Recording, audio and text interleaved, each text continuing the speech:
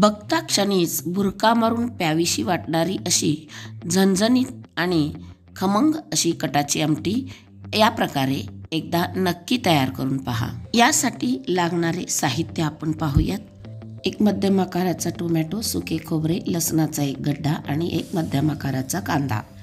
गॅसवर जाळी ठेवून आपण हे सर्व घटक छान भाजून घेऊयात। हे सर्व घटक आपण लो ते मीडियम आचेवर खमंग भाजून घेऊयात। अशा पद्धतीने फिरवत आपण हे सर्व पदार्थ सर्व बाजूने खमंग भाजून घेत आहोत। छान खमंग भाजल्यानंतर आपण कांद्यावरची आणि टोमॅटोवरची साल काढून घेतलेली आहे। आता मिक्सरमध्ये आपण एक आल्याचा तुकडा, खमंग भाजून घेतलेलं कांदा, टोमॅटो आणि लसूण आणि भरपूर अशी कोथिंबीर आणि कढीपत्ता आपण त्यात घालत आहोत आणि छान याची बारीकशी पेस्ट करून घेऊयात। अशा प्रकारे आपण या कटाच्या आमटीसाठी खमंग असं वाटण तयार करून घेतलेलं आहे। आपण तेलामध्ये मोहरी आणि जिरे छान तडतडून घेऊयात। त्यामध्ये मी आलं, लसूण आणि कोथिंबीर थोडंसं जाडसर वाटून घेतलेलं आहे, ते देखील याच्यामध्ये मी खमंग परतवून घेत आहे। छान परतल्यानंतर त्यात आपण तयार केलेलं वाटण मंद आचेवर तेलामध्ये छान परतवून घेऊयात। आता यामध्ये 1.5 ते 2 चमचे लाल तिखट, 1.5 ते 2 चमचे काळा मसाला आणि 1 चमचा मी धने जिरे पावडर घातलेली आहे।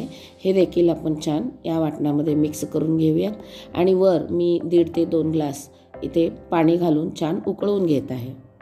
पुरण शिजवून घेतल्यानंतर आपण जे कट किंवा येळवणी आपण त्याला म्हणतो ते बाजूला काढून घेतलेलं आहे। ह्या उकळत्या पाण्यामध्ये ते कट मी याच्यामध्ये ओतून घेतलेली आहे। त्यामध्ये पुन्हा चिंच, गूळ मिक्स करून घेत आहे आणि वरून आपल्या चवीनुसार त्याच्यामध्ये मीठ घालूयात आणि छान उकळून घेऊयात। छान उकळल्यानंतर यामध्ये मी 1 चमचा सांबर मसाला मिक्स करून घेत आहे।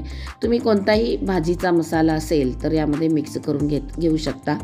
जितकं छान आपण मंद आचेवर हे उकळून घेऊन तितकं छान या कटाच्या आमटीला मस्त अशी तर्री येईल। वरून आपण भरपूर अशी कोथिंबीर घालूयात। आपली मस्त खमंग आणि झणझणीत अशी कटाची आमटी तयार आहे। नुसत्या वासानेच बुरका मारून प्यावीशी वाटणाऱ्या अशा या कटाच्या आमटीची रेसिपी कशी वाटली नक्की कमेंट करून सांगा। व्हिडिओला लाईक करा, शेअर करा आणि माझ्या या चॅनलला जरूर सबस्क्राईब करा।